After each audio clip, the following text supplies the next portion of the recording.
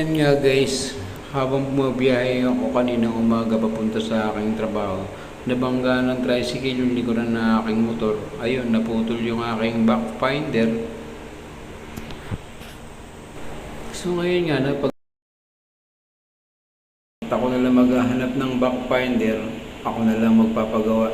Kasi late na rin ako sa aking trabaho. So habang nagpapagawa ako, may bigla namang nagbanggaan sa tapat ng shop na pinapagawan ko ng motor. Hindi ko masyadong alam kung ano nangyayari, pero nakatayo naman na yung rider, tinatayo na rin nila yung motor mo, okay naman. Hindi ganun kalakas ang impact ng halos magkasalubungan kasi silang dalawa.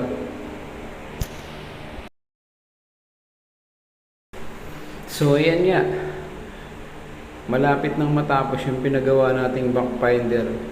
Kaya ginagawa na niya ng mga tornilyo, pinapasok na niya yung mga tornilyo para mailagay na niya sa likod. So ayan nga, naisalpak na niya. Tutornilyo na lang niya yung mga gilid. So ayan, gawa na mga tol yung back finder ko, bago na naman.